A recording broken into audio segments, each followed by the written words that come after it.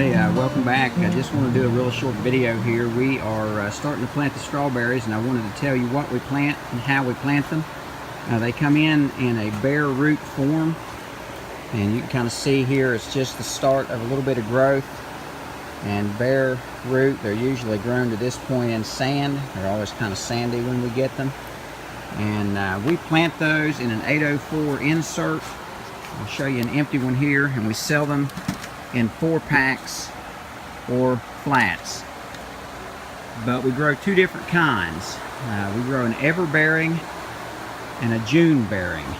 The difference is an ever-bearing strawberry is something that bears a few strawberries throughout the whole summer, and a June-bearing strawberry bears all around the last part of May and first part of June, and you get all your berries in about a 3-week period. So we have chosen Ozark Beauty for our everbearing and Honey O's for the June bearer, and we've grown those for several years. And we used to sell a little bit of Amish grown Honey O's when they ripened here in the late spring a few years ago. So we've tried those and really liked them. They're real sweet. They're not a real big strawberry, but they got a really good flavor. So we just usually get them in, and you can see how Trina's kind of trimming them up, cleaning them up, getting rid of the dead. And she'll just roll those roots up in a ball and stick them down in there, and you just won't believe how fast, just in a matter of days, they'll begin to come out of there. And I'll kind of keep you updated on their progress. But if we get too big of a root ball, we were a little nervous the first few times we did it. We would just take a pair of scissors and cut off as much as half of that root ball and make it so that you can handle it and get it in the cell pack a little easier. And it has never slowed them down one bit. We get our strawberries in the flats pretty early because they can be planted pretty early. Here's an example where Trina's going to have to get rid of. You can see all that root, and that's just too much to deal with to try to get it in that 4-pack. So she'll just take that pair of scissors and clean that plant up, and leaves about half of the root mass there.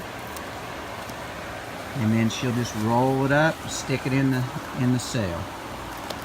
It's a little bit tedious, but we can really sell an awful nice plant at gardening time, so that people aren't waiting on the plant to come out in their garden. They've got it, and a lot of times it will be bloomed.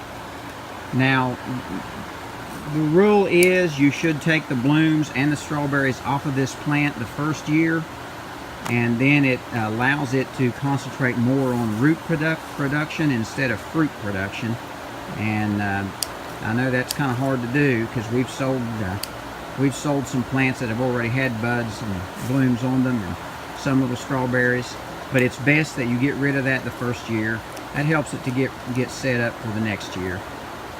So that's kind of what we're into today. We got a lot more geraniums planted, and we're still waiting on some of the others that weren't in the best of shape.